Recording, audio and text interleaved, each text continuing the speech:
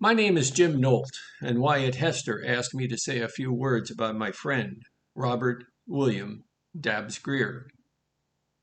The image that comes to mind when I hear the name Dabbs Greer is that of a man with a warm smile and a friendly nature.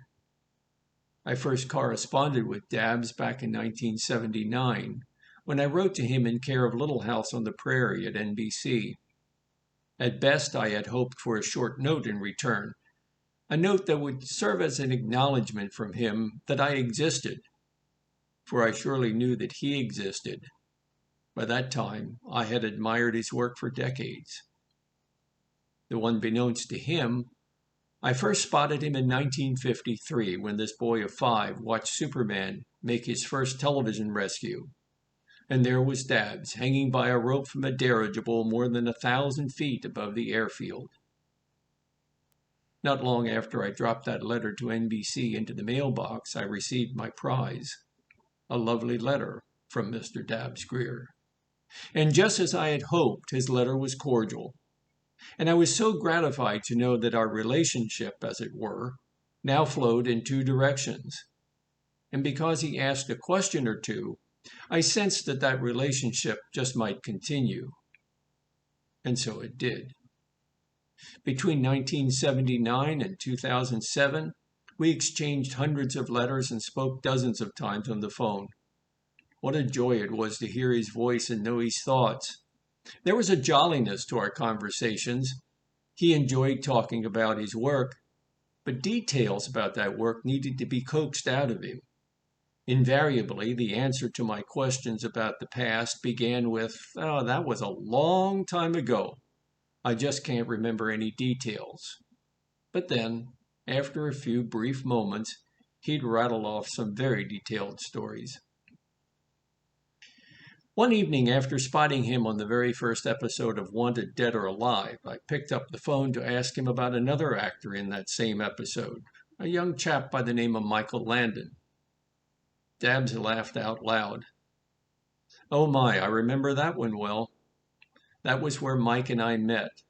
And I remember thinking to myself, this fellow has no future in this business.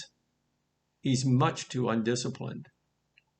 There is no way I could have ever imagined I'd wind up working for him on Little House." And over the years, Dabbs told many more stories, some funny, some sad, and some that can't be repeated here. There's one personal story about Dabbs I'd like to relate before closing. For a time, I was the manager of an early morning team of dispatchers whose job it was to take phone calls from teachers who required substitutes for the day. One of my dispatchers was a lady who loved Reverend Alden. When I told her I knew Dabbs, she was at first unbelieving, and that gave me an idea. That afternoon, I called Dabbs to ask a favor. Would he be willing to get up just a little early sometime to make a phone call? Considering the difference in time zones, that meant I was asking him to place that call at about 4 a.m. But after I told him why, he readily agreed.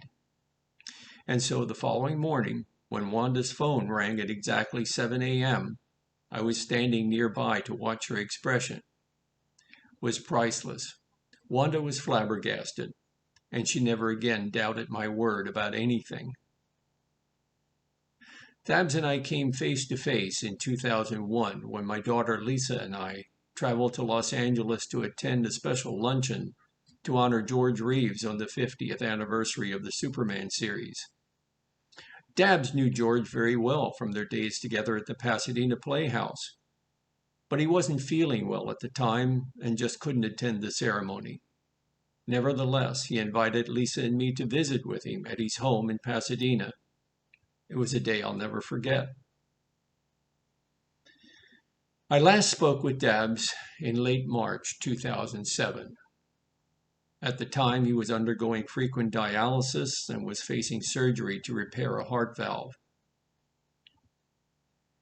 He endured the dialysis, but the surgery was just too much for a man of 90.